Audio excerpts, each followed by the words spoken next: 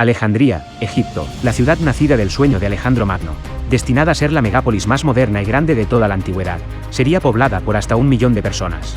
Fue una de las ciudades más cosmopolitas del mundo antiguo. Una ciudad que albergaba todo el conocimiento del mundo, todos los tratados científicos, todas las obras de la literatura y los vuelos de la fantasía filosófica. Un lugar donde escritores, artistas y científicos se reunían para debatir y ser pioneros del pensamiento. Nunca se habían reunido tantos sabios e intelectuales en un solo lugar. En el primer centro internacional de investigación científica, Alejandría educó a algunas de las mentes más brillantes jamás conocidas: Arquímedes, Euclides, Eratóstenes, Pitágoras, Hipatia, Herófilo, y muchos otros. Siglos de conocimiento, las semillas de nuestra cultura actual, se sembraron en los pasillos de la biblioteca o en el Museo de Alejandría. Sería la capital de Egipto durante la dinastía ptolomeica, ciudad que vería nacer a una de las mujeres más famosas de la historia, Cleopatra. Pero esta megápolis que vio nacer a la legendaria biblioteca, o al famoso faro, finalmente, declinó y perdió su brillo. La biblioteca fue destruida, quemada hasta los cimientos, así como la riqueza del conocimiento allí generado. Un momento terrible en el que la civilización misma se detuvo en sus huellas. Finalmente, Alejandría se convertiría en una simple ciudad del Imperio Romano, en el año 30 anterior a nuestra era. Esta es la historia del nacimiento, apogeo y caída, de una ilustre y extraordinaria ciudad. La deslumbrante ciudad de Alejandría.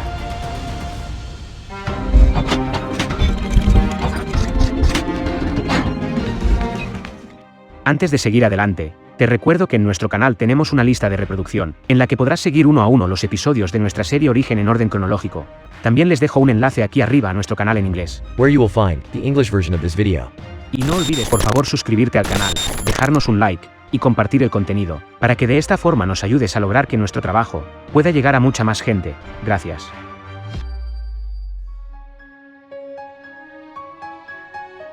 Hoy en día, más de 4 millones de personas viven en la moderna Alejandría, en su mayoría seguidores de la fe islámica.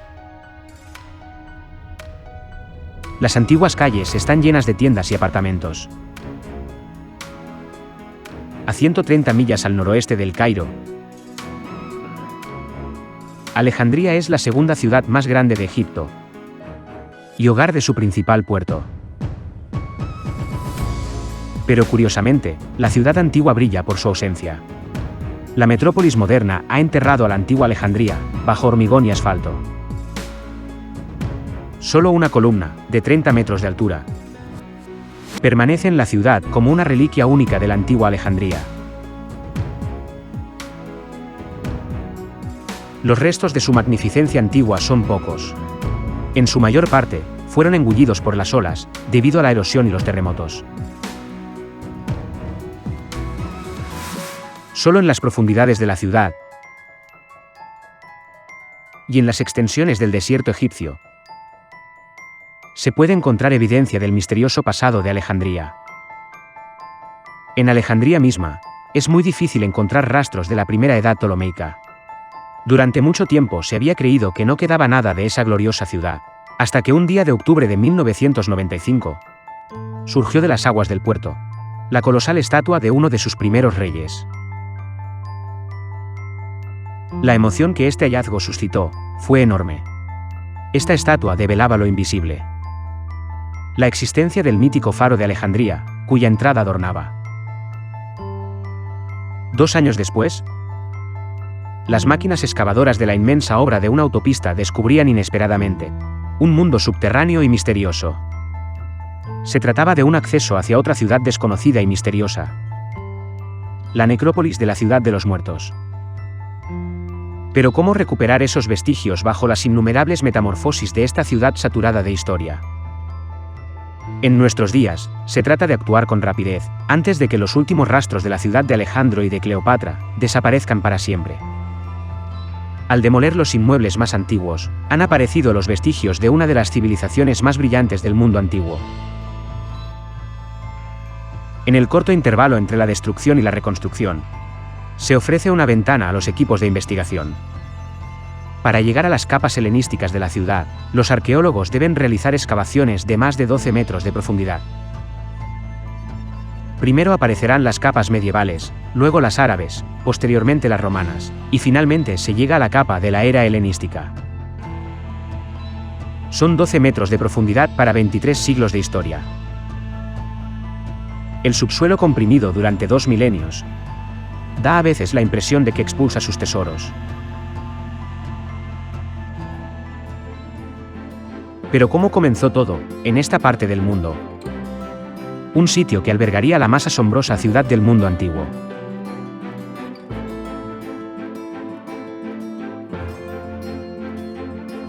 Hace 2300 años, nacía esta ciudad, desde un sueño de Alejandro Magno.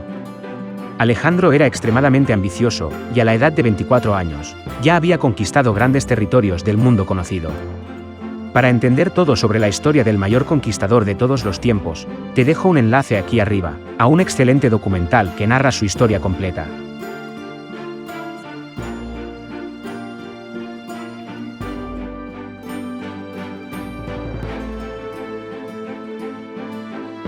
Luego de la muerte de su padre, Filipo II, en el 336 anterior a nuestra era, Alejandro asumió el trono, y continuó la expansión del Imperio Macedonio, la mayor potencia de Europa en ese momento. Tras lograr que las ciudades-estado griegas quedaran bajo el dominio macedonio, y al mando de un único gobernante, Alejandro continuó con la conquista del poderoso Imperio persa. En el 334 a.C., comenzó con la invasión de las ciudades jonias de Asia Menor y tomó el control de los puertos claves del Egeo. Luego de pasar un año asegurando la conquista del resto de la península de Anatolia, territorio de la actual Turquía, Alejandro continuó su ofensiva hacia el sur, capturando los principales puertos de Asia.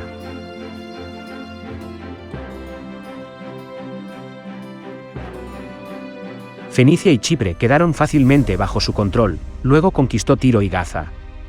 Con todas estas victorias en su haber, estaba listo para tomar Egipto, uno de los mayores imperios que el mundo jamás ha conocido.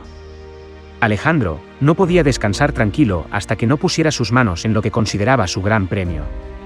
Uno de los países más admirados y envidiados de toda la antigüedad.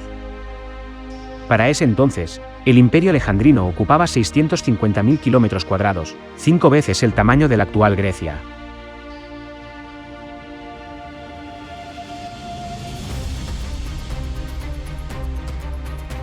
Tras 2 años de guerra, Alejandro marchó hacia el interior de Egipto, hasta Menfis.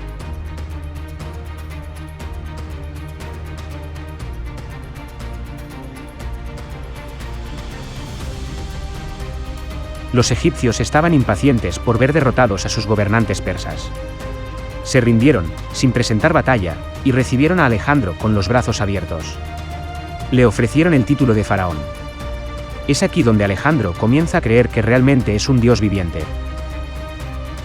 Para sellar su victoria, Alejandro debía ganarse las mentes y los corazones de los egipcios, cuya religión única y su cultura habían estado arraigadas en esas tierras durante más de 3000 años. Alejandro fue astuto al elegir adoptar las costumbres egipcias. El pueblo egipcio pensaba en él, como en uno de ellos. En Egipto, celebraban a Alejandro, no solo como un conquistador o un rey, sino como un verdadero dios viviente. Pero incluso eso, no era suficiente para Alejandro, no solo quería ser otro en una larga línea de faraones, realmente quería dominar el país, y eso significaba crear una nueva ciudad que llevaría su nombre para siempre. Pero primero, tenía que encontrar una ubicación adecuada. Alejandro fundó su futura ciudad, en el extremo occidental del delta del Nilo.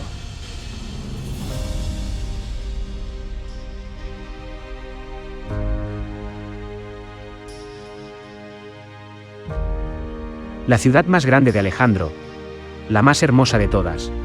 Una gigantesca visión concebida totalmente en los sueños de su fundador. Decretó que su ciudad sería la fuente de aprendizaje en el mundo conocido, un imán cultural para el talento de todos los sitios del mundo.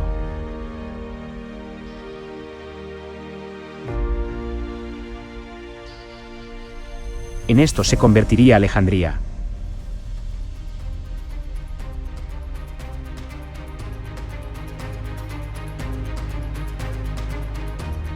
Pero Alejandro solo permaneció unos meses en Egipto, antes de emprender sus nuevas conquistas, en el 331 anterior a nuestra era. Sin saber que nunca volvería a ver Alejandría. En el año 323, luego de lograr tener bajo su poder el imperio más vasto de la historia, contrajo una fiebre, que duró 12 días. Fue perdiendo paulatinamente la movilidad de su cuerpo, y a pocos días de su 33º cumpleaños, el mayor conquistador jamás conocido, murió en Babilonia.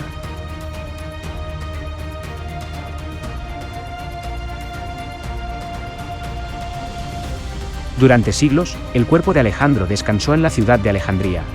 Pero en el siglo IV de nuestra era, algo ocurrió, y la tumba desapareció. Desde entonces, la tumba de Alejandro es uno de los santos griales de la arqueología.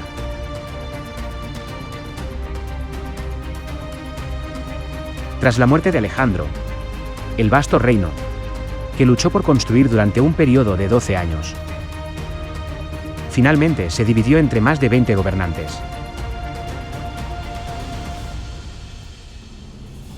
El general griego Ptolomeo, su general de mayor confianza, heredó Egipto. Después de la muerte de Alejandro, Alejandría se convirtió rápidamente en la capital del reino ptolemaico y la ciudad más importante del mundo griego. Ptolomeo I sería tanto rey para los griegos como faraón para los egipcios y fundaría una dinastía. Este es el comienzo de la dinastía ptolemaica. Fueron 15 soberanos, todos los cuales llevaron el nombre de Ptolomeo, y gobernarían Egipto durante casi 300 años, durante el periodo helenístico, hasta el año 30 anterior a nuestra era, momento en el que Egipto se convirtió en provincia romana.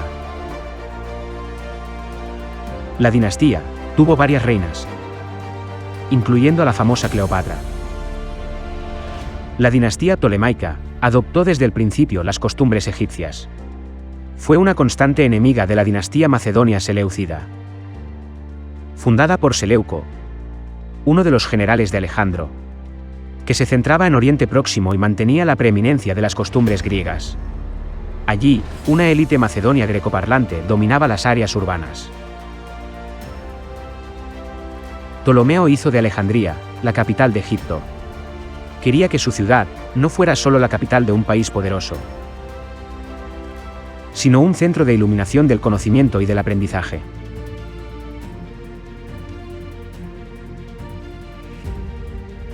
Gracias a Ptolomeo, Alejandría inmediatamente comenzó a atraer eruditos influyentes de todo el mundo griego.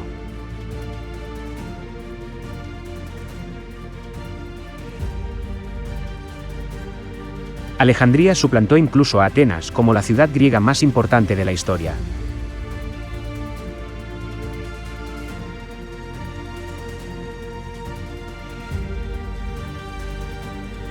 El general Ptolomeo siempre fomentó una buena convivencia entre los griegos y los indígenas egipcios. Sus herederos continuaron con esta política y así la cultura ptolemaica llegó a ser cosmopolita y dedicada al progreso. El reinado del sucesor de Alejandro el Grande estaría lleno de poder ostentoso y de la construcción de monumentos legendarios. Ptolomeo crearía la biblioteca más grande y famosa del mundo, la Gran Biblioteca de Alejandría. En una época en la que los libros aún no existían, poseían hasta 700.000 rollos de papiro, y se convertiría en el primer centro de investigación del mundo antiguo. Ptolomeo I era un hombre de voluntad e inteligencia de hierro. Se rodeó de un círculo de hombres importantes, avanzados en los campos de la literatura, la filosofía y la ciencia.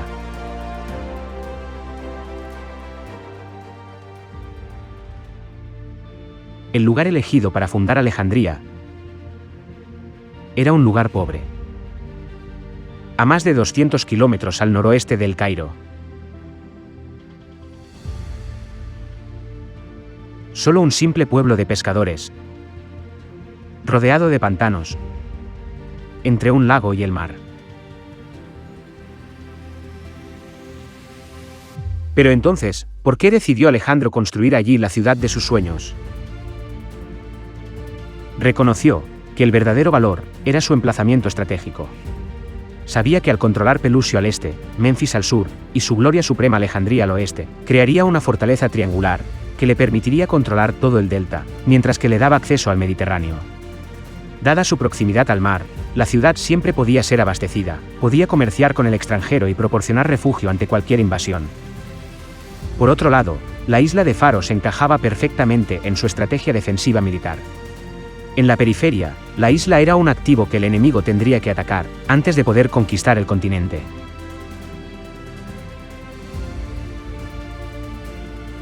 Alejandría se encuentra entre dos cuerpos de agua. Al norte, el mar Mediterráneo, que da a la ciudad su acceso al mar.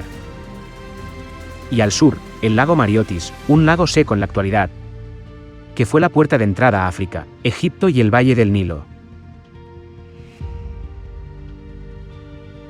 Alejandro quería vincular el norte de África con la red de comercio del Mediterráneo. El puerto de Alejandría se convertiría en el más importante de todo el Mediterráneo. Las mercancías fluirían a través de él y ahogarían la ciudad en riquezas. El puerto sur del lago Mariotis era el más grande de Alejandría. Al principio el éxito en la ciudad vino de este puerto. El lago Mariotis estaba conectado con el Nilo, la principal ruta de comunicación del país. Este servía a todo el Alto y Bajo Egipto, permitiendo el comercio con todas las provincias de Egipto y el resto de África. Mirra, incienso, especias y hierbas de la India, seda de China. Gracias a sus puertos, que eran los más activos del mundo, la ciudad era el centro del comercio mediterráneo, en la encrucijada del este, el oeste y África.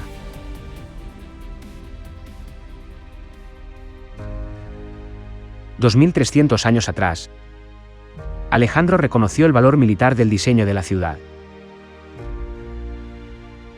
Las amplias calles paralelas le dieron una vigilancia óptima de la ciudad, mientras permitían el flujo sin obstrucciones de las tropas. Un corredor central corría desde el puerto norte del Mediterráneo hasta el lago Mariotis al sur. Esta vía actuó como un vínculo sin obstrucciones para el comercio y los viajes entre los dos puertos. El diseño geométrico de Alejandría significó una revolución en la planificación urbana.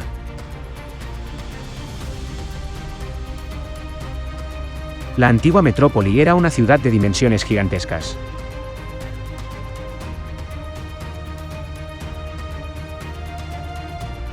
Las calles eran más anchas que las de cualquier otra ciudad. Comparada con las ciudades antiguas de Atenas o Corinto, sería una ciudad como Nueva York en comparación con París o Londres. Los griegos que llegaban a Alejandría quedaban impresionados. Tenía varias calles principales.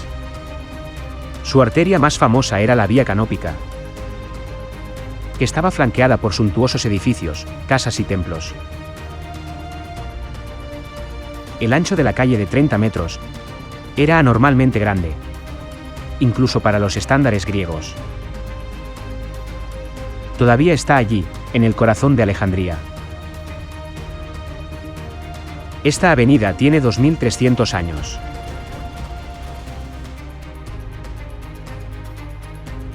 La mega ciudad estaba dividida en diferentes distritos con sus barrios y parcelas regulares,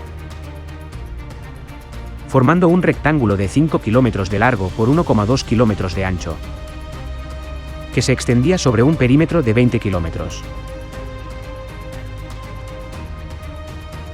La geografía urbana de Alejandría, con un patrón de cuadrícula, serviría como modelo para los cimientos de todas las nuevas ciudades helenísticas, así como para las ciudades de la era romana. Al comienzo de la época romana, Alejandría era realmente la ciudad más poblada del período helenístico. No sería superada hasta la Roma del siglo I después de Cristo. Pero una ciudad rica en un lugar abierto podría atraer una atención no deseada, por lo que se construyeron murallas para defender la ciudad. Casi 20 kilómetros de murallas, las más largas del mundo occidental, que encerraban un área de 1000 hectáreas y generaban admiración en todo el Mediterráneo.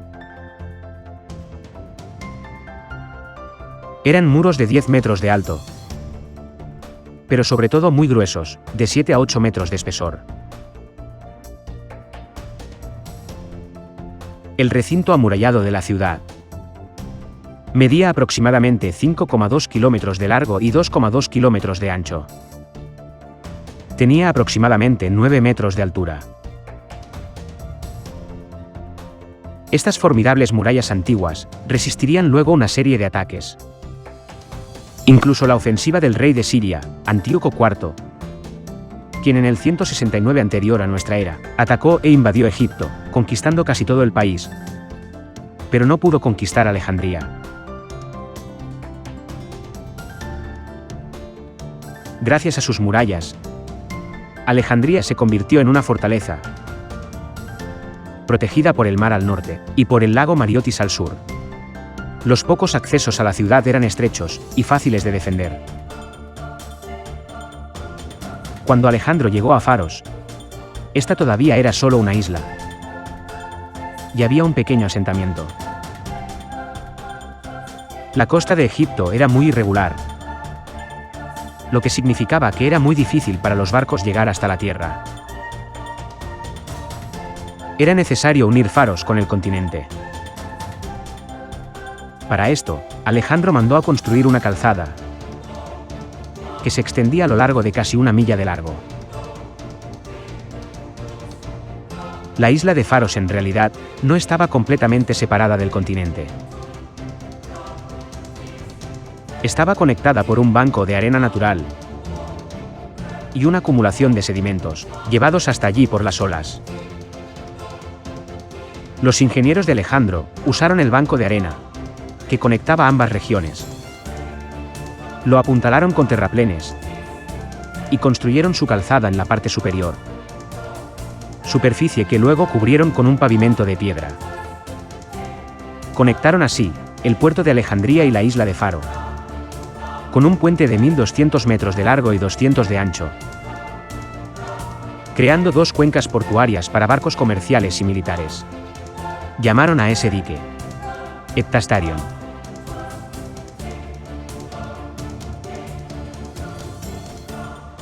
Su nombre se basa en los términos griegos de medida. Hepta significa 7, y stadion es una medida de longitud, de aproximadamente 180 metros. Ya que su construcción separaría el gran puerto al este, del puerto de Eunostos al oeste, fue diseñado con canales en cada extremo. Estas aberturas permitieron el paso de un puerto al otro. Además de crear puertos para la navegación comercial y militar, la calzada sirvió como un acueducto principal para los habitantes de la isla. Su presencia también ayudó a proteger la isla y sus puertos de los fuertes vientos y las corrientes marinas.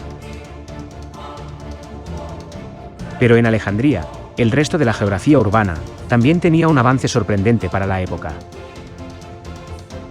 Solo unos pocos años después de la fundación de la ciudad en el 331, la población de Alejandría había aumentado a 500.000, pero sus arquitectos habían anticipado el crecimiento del asentamiento y diseñaron un sistema de carreteras, construido en una cuadrícula, que podía manejar un alto volumen de tráfico. El abastecimiento de agua de la ciudad también estaba basado en un innovador sistema. La antigua Alejandría fue edificada sobre una gran red de distribución de agua. La megápolis tenía una red hidráulica, concebida desde el principio para permitir el máximo desarrollo de la ciudad.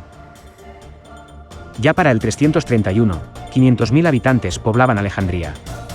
Había que suministrarles agua a todos, y hacer posible que todas las industrias, y todos los talleres de artesanos que rodean a esos habitantes, funcionaran.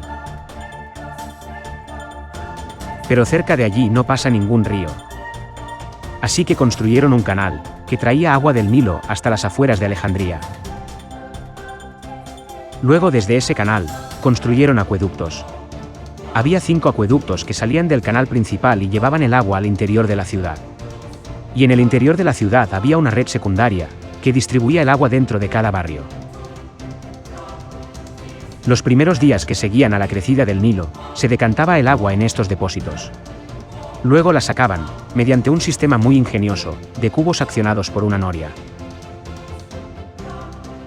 Más de 2.000 cisternas repartidas por todos los barrios de la ciudad, ofrecían a los alejandrinos agua accesible en cualquier época del año. Fue una obra maestra de planificación. Pero los siglos han ido ocultando poco a poco las entradas que llevan a las cisternas, que aún se encuentran debajo de la ciudad moderna.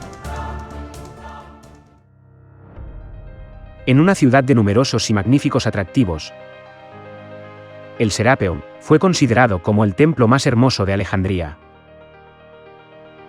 Ubicado al suroeste de la ciudad en una pequeña colina conocida como la Acrópolis, el santuario fue construido durante el reinado de Ptolomeo III, sobre cimientos que habían existido desde el reinado de Ptolomeo I.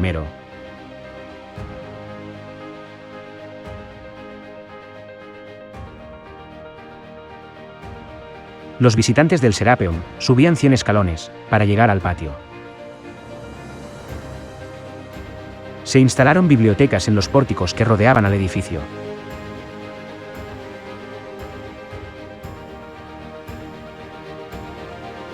Su techo y columnas estaban adornados con oro y bronce. Un templo interior albergaba la estatua de Serapis, dedicada a curar a los enfermos. El templo dedicado a Serapis se convertiría en la época romana, en un suntuoso monumento alabado por su excepcional belleza. Un espacio sagrado de 142 metros por 55, con forma de pera rectangular.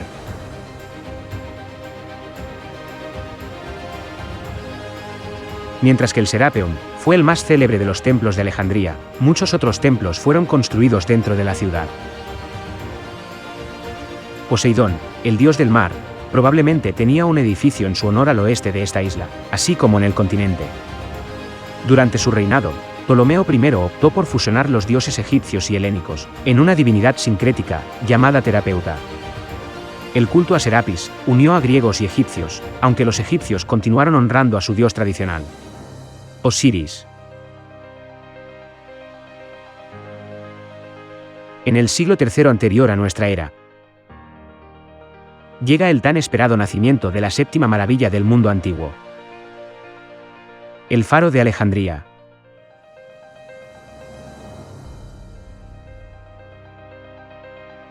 Torre de fuego, de 135 metros de altura, que operaba día y noche, los 7 días de la semana.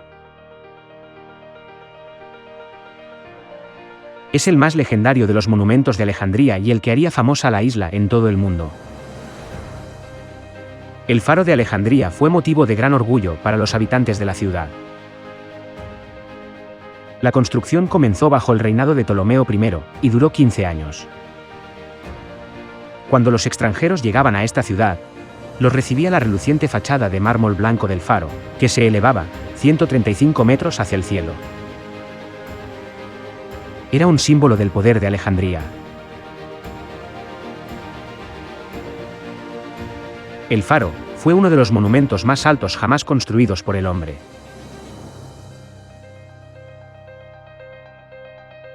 Hoy no queda nada del faro, ni siquiera su ubicación es segura.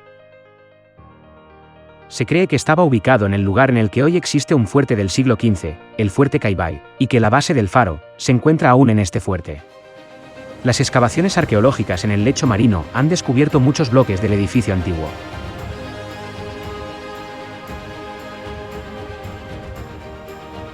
El faro tenía un rayo visible a 50 kilómetros de distancia. La torre de fuego bellamente construida iluminaría el mundo durante 17 siglos. Y su estructura cuadrada octogonal y luego cilíndrica se convertiría en un modelo para los nuevos faros de la costa mediterránea. ¿Cómo mantenían día y noche el enorme fuego en su cima? No es claro qué tipo de combustible se utilizó, o cuánto. Otros detalles de cómo funcionaba la luz siguen siendo un misterio, miles de años después. La ubicación del faro no es fruto de la casualidad. Es parte de una teoría científica original y sin precedentes. Querían que el faro se construyera en el meridiano medido por Eratóstenes. Eratóstenes fue uno de los legendarios directores de la Biblioteca de Alejandría. Había logrado medir el meridiano del mundo, y querían que el Faro de Alejandría y el Coloso de Rodas se construyeran sobre lo que se llamaba el eje del mundo, que más tarde se conocería como el Meridiano de Alejandría.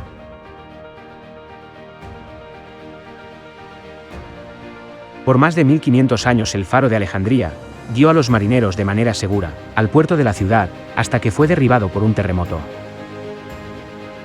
Lo que ha quedado es su leyenda.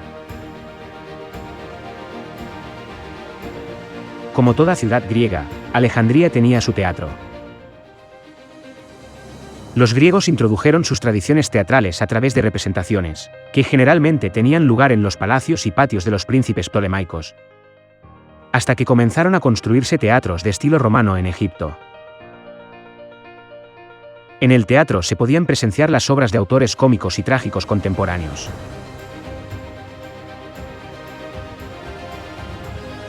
El hipódromo principal de la ciudad era el Lageion. Los alejandrinos eran grandes amantes de las carreras de caballos. Les fascinaba la rivalidad en estas carreras. Era una lucha por la gloria. El Lageion se construyó durante la época ptolemaica, y fue mencionado por primera vez por Polibio, quien lo describió como un teatro. El tamaño del Lageion era de 615 metros, con curvatura en ambos extremos, y sus huellas eran de 568 metros de largo, como lo indican los registros de las expediciones napoleónicas.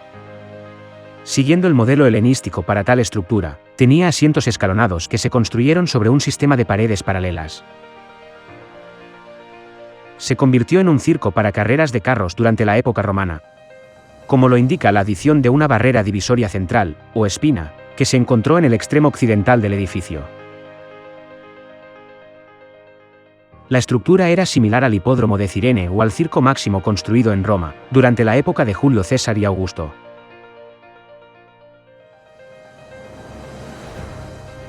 Los registros muestran que el Lageion se utilizó como estadio para eventos atléticos, y como hipódromo más adelante. Según Plutarco, el Lageion fue el lugar del primer enfrentamiento entre Octavio y Marco Antonio, en el 30 anterior a nuestra era.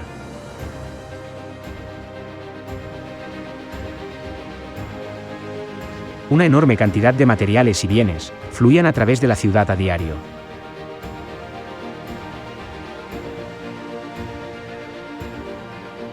El gran mercado del puerto se llamaba Emporio. Era allí donde los propietarios de los barcos intercambiaban mercancías.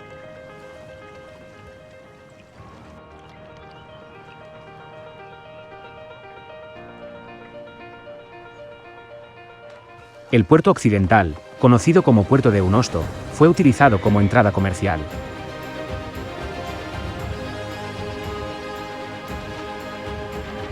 El puerto oriental acogía el gran puerto, donde se albergaba también a la flota real. Una vez que se aseguraba el suministro para la ciudad, el puerto de Alejandría monopolizaba la exportación de los productos de Egipto.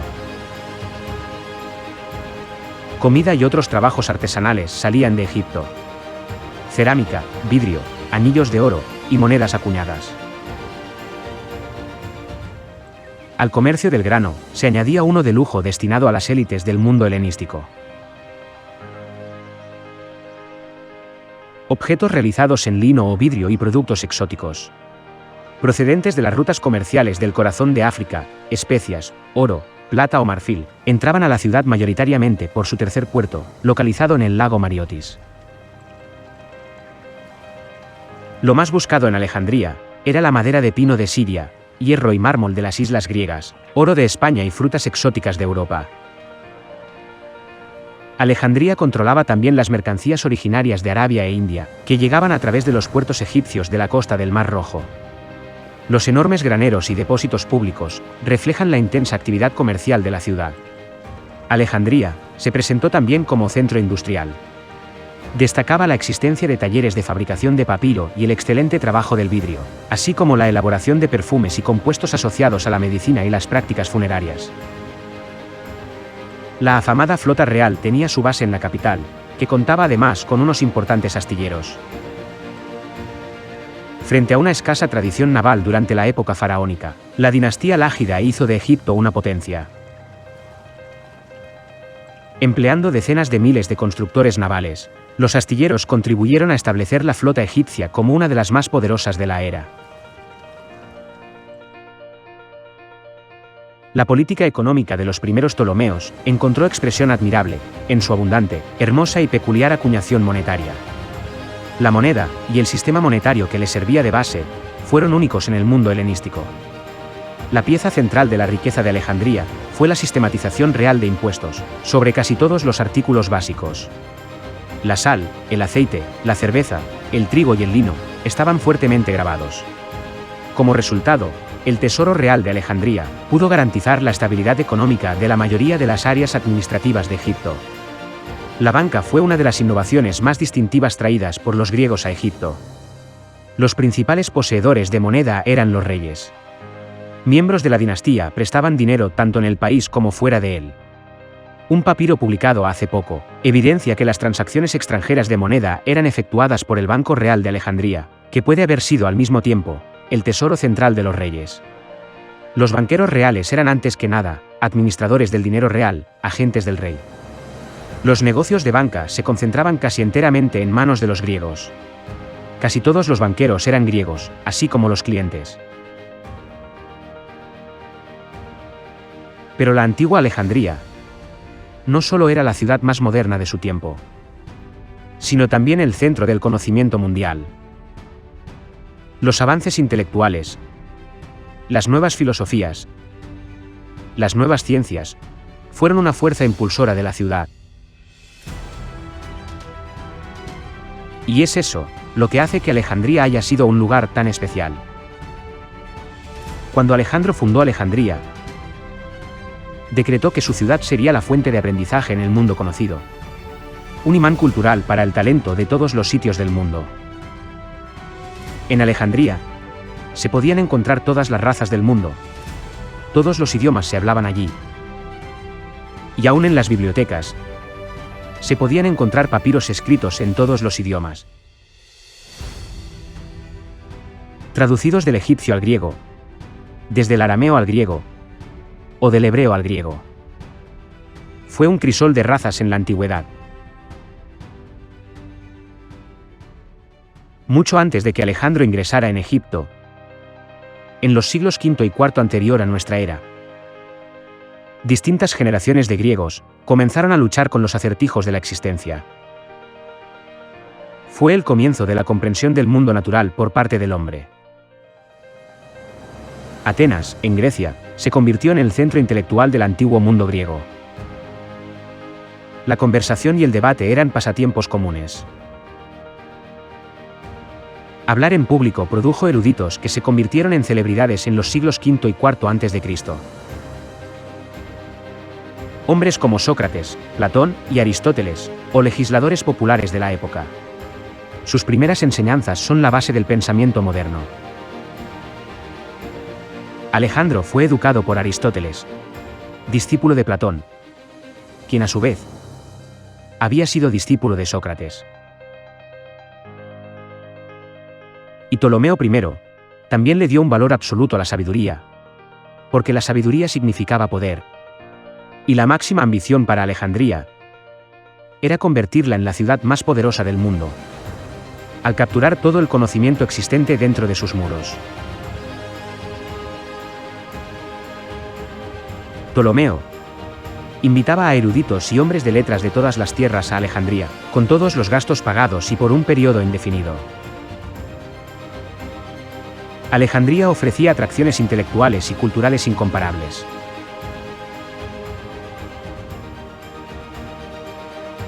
Eruditos eminentes de Atenas, Rodas y otros centros griegos viajaban a la ciudad para aprender y relacionarse con otros librepensadores. Aquí los hombres descubrieron por primera vez el tamaño del mundo y la cantidad de estrellas en el cielo. Había laboratorios, escuela de medicina y más de 500.000 de libros en la antigua biblioteca.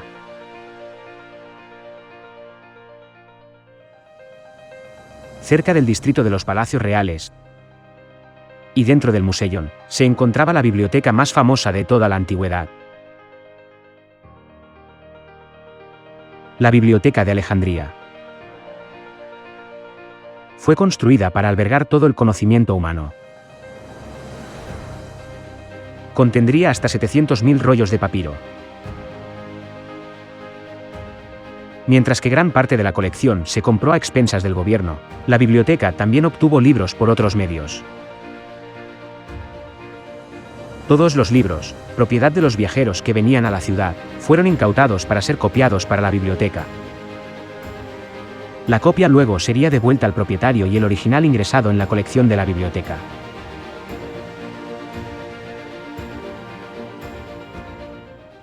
La biblioteca duró más de 6 siglos.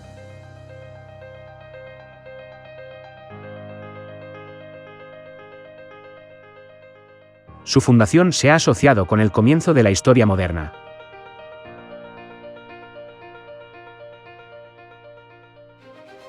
Más que solo una biblioteca, fue el primer centro de investigación mundial.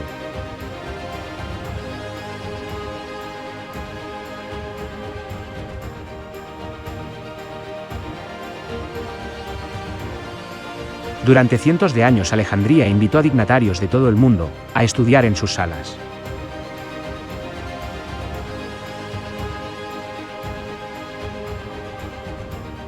Fue el lugar de aprendizaje más importante en el mundo antiguo.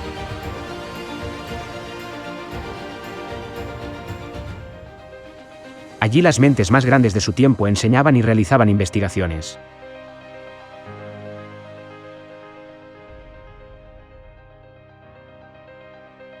Arquímedes, Euclides, Eratóstenes, Pitágoras, Hipatia, Herófilo, Calímaco, Hiparco, Aristarco, Galeno, y muchos otros.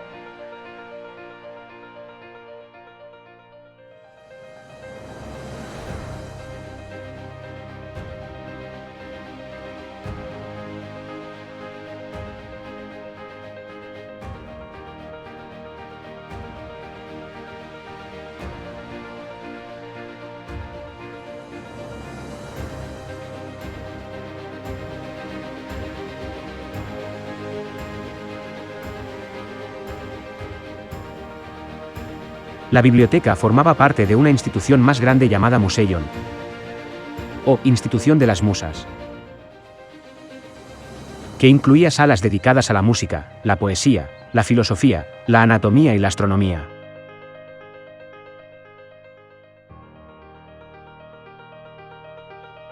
La biblioteca y el Museion probablemente fueron completados después de la muerte de Ptolomeo I, en algún momento durante el reinado de Ptolomeo II Filadelfo, del año 309 al 246 anterior a nuestra era. Posteriormente, él y los gobernantes ptolemaicos que lo siguieron, comenzaron a acumular textos enviando agentes reales con grandes sumas de dinero, para comprar tantos documentos como fuera posible, sin importar el tema o el autor. Esta estrategia fue extremadamente efectiva, y la biblioteca expandió rápidamente su colección, requiriendo eventualmente la construcción del Serapeum, en el siglo III, para resguardar algunos de sus rollos. Tanto el Museion como la biblioteca estaban en el centro de las ideas innovadoras y la expresión creativa de la época. Las grandes mentes de la antigüedad solían estar bien versadas en muchas disciplinas, que a menudo se asociaban a escuelas de pensamiento específicas. Los parapáticos, los estoicos y los cínicos se encontraban entre las escuelas más conocidas de la época. Está claro que Alejandría estuvo a la altura de su papel fundamental, como ciudad para intelectuales que nutrieron a muchas grandes mentes, y cuyo impacto repercutió en nuestro mundo moderno. La biblioteca era famosa en todo el mundo antiguo. 700.000 pergaminos se almacenaban allí en la antigüedad. Los ptolemaicos llegaron a extremos inusuales en su búsqueda del conocimiento. Pero nadie en ese momento podía imaginar que ninguno de esos pergaminos sobreviviría al incendio del siglo III después de Cristo, que todo lo destruyó. La Biblioteca de Alejandría fue una revolución en la civilización egipcia, e incluso en la civilización humana en general, porque introdujo dos muy importantes elementos en el concepto de conocimiento. El primero fue el acceso abierto al conocimiento. Hasta ese momento, el conocimiento era prerrogativa solo de los sacerdotes y el clero, en los templos egipcios o griegos. El segundo elemento era que era libre. Cualquiera que tuviera una idea o una teoría y quisiera investigarlas, tenía derecho a acceder a información y conocimientos previos, y podría llevar a cabo experimentos para hacer avanzar la ciencia. Todo esto marca el comienzo de una revolución cultural, el deseo de reunir todo el conocimiento universal en un solo lugar, lo que haría de Alejandría una megaciudad incomparable. Los ptolemaicos también crearon una biblioteca pública, y esto es realmente inédito en la historia. Por lo que hay una verdadera voluntad de compartir la cultura con el pueblo. El Museion, dentro del cual se encontraba la biblioteca, fue mandado a construir por Ptolomeo I, para rivalizar con la Academia de Atenas, como un instituto de búsqueda intelectual, dedicado a las 9 musas inspiradoras. Se convirtió en un gran centro para la iluminación filosófica y científica. Dio la bienvenida a eruditos de muchos reinos, invitándolos a compartir conocimientos en literatura, geografía y ciencia. El Museion fue diseñado para que sus edificios y terrenos se acomodaran al libre pensamiento, al debate y la presentación. Era un increíble centro de investigación cosmopolita. Tenía espacios para reuniones y teatros, rodeados de un patio principal. Amplios jardines que estaban llenos de plantas exóticas, provenientes de todos los países conocidos, y que ayudaban en el estudio y suministro de hierbas y medicinas. Un zoológico ofrecía el estudio del comportamiento y la fisiología de los animales. Entre las muchas atracciones estelares del Museion, estaba su observatorio astronómico. También tenía una sala de anatomía, donde se hacía la vivisección en cuerpos de criminales. Contenía habitaciones, a modo de residencia para sabios, gramáticos y médicos, y todos los gastos corrían por cuenta de los reyes, que estaban orgullosos de esta institución.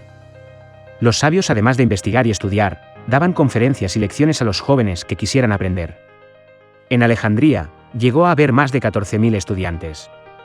Allí vivieron los famosos gramáticos alejandrinos, que determinaron las leyes de la retórica y la gramática, los famosos geógrafos, que diseñaron mapas del mundo, y los famosos filósofos, cuyo grupo acabó fundando una especie de religión. Hace 35 años, en 1987, surgió un ambicioso proyecto cultural. Reconstruir la antigua biblioteca de Alejandría, para recuperar así este enclave mítico de la antigüedad, patrimonio de la humanidad. Esto ocurría unos 1600 años después de la desaparición definitiva de aquellas grandes colecciones del saber. Para llevar a cabo semejante proyecto, se unieron los esfuerzos económicos de diversos países europeos, americanos y árabes, más el gobierno de Egipto y la UNESCO. El presupuesto en aquel año fue de $230 millones. Las obras empezaron el 15 de mayo de 1995, y se terminaron el 31 de diciembre de 1996. El 16 de octubre de 2002, la actual Biblioteca de Alejandría abrió sus puertas. Tiene un centro de conferencias, un museo de las ciencias, un planetario, un centro de estudios, y el Instituto Caligráfico. Ocupa un área de 85.000 metros cuadrados, y guarda 8 millones de libros, 100.000 manuscritos antiguos, y 10.000 libros raros, además de material electrónico, audiovisual y bases de datos.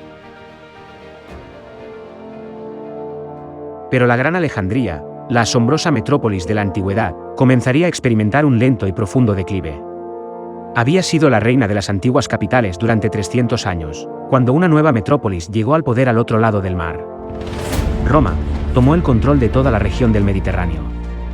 En el 31 anterior a nuestra era, los romanos subyugaron el reino de los ptolemaicos, cambiaron radicalmente la ciudad griega, construyendo la suya propia, e impusieron su cultura en Alejandría. A diferencia de los griegos, los romanos tomaron el país por la fuerza. La mezcla de culturas terminó abruptamente. Los romanos no tolerarían a otros gobernantes. Redujeron la brillante metrópolis a una ciudad provincial en su imperio. Después de que Egipto se convirtió en parte del Imperio Romano en el año 30 anterior a nuestra era, Alejandría, y en consecuencia su biblioteca, fueron cada vez más irrelevantes. Los romanos establecieron numerosas bibliotecas en todo su territorio, a veces utilizando los pergaminos de Alejandría para estas nuevas instituciones. La ciudad egipcia perdía empuje ante Roma, la capital del imperio. La de Alejandría ya no era la única biblioteca que existía en el Mediterráneo. Existía la biblioteca de Pérgamo, que fue su rival, también la biblioteca de Antioquía, la de Celso, la villa de los papiros en Pompeya, la biblioteca Ulpia, la imperial de Constantinopla y las diversas bibliotecas privadas, grandes y pequeñas, distribuidas por la región. El carácter de la biblioteca evolucionó. Se abandonó la pretensión de totalidad que tuvieron los primeros ptolomeos, ansiosos de recopilar todo el saber, incluido el de otros pueblos no griegos, como las tradiciones egipcias y judías. El enfrentamiento entre Julio César y los alejandrinos, en el 48 anterior a nuestra era, es el momento en el que comenzaría la decadencia de la biblioteca de Alejandría. Durante la lucha se quemaron documentos y almacenes, y este fue el fuego que se extendió a la biblioteca. La gran biblioteca no fue completamente destruida. Luego fue reconstruida y otras guerras civiles destruyeron gran parte de los contenidos del preciado enclave. Para el siglo III después de Cristo la actividad intelectual en la biblioteca había decaído tanto que a duras penas se la mencionaba. Para entonces los académicos trabajaban y enseñaban desde otras bibliotecas. Aunque la fecha exacta de su destrucción es incierta, los historiadores creen que lo que quedaba de la biblioteca probablemente fue destruido en el 272 de la era actual, durante el enfrentamiento del emperador Aureliano con la reina palmireña de Zenobia, o durante el asedio de Diocleciano a Alejandría, en 297 de nuestra era. Los últimos rollos probablemente desaparecieron, junto con el museo, en el 391 de nuestra era, cuando el arzobispo Teófilo destruyó todos los templos paganos por orden del emperador romano.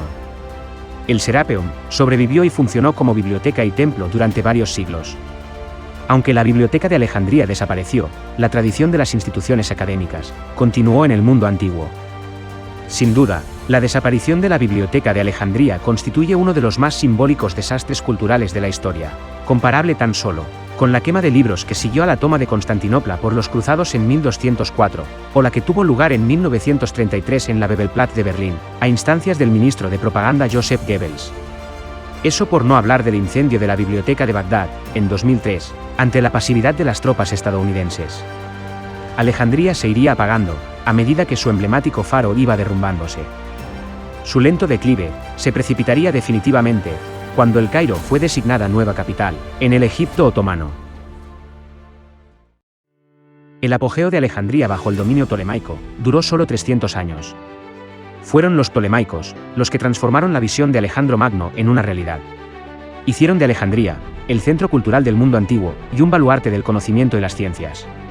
Alejandría se había convertido en menos de un siglo en la ciudad más grande del Mediterráneo y la más moderna de la antigüedad. Creó su propia identidad, con una infraestructura perfecta.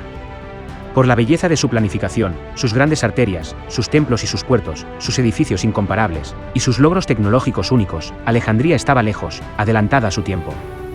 Los logros monumentales de sus soberanos están aún envueltos en misterio, y no cesarán de encender nuestra imaginación sobre lo que allí sucedió, durante los próximos milenios.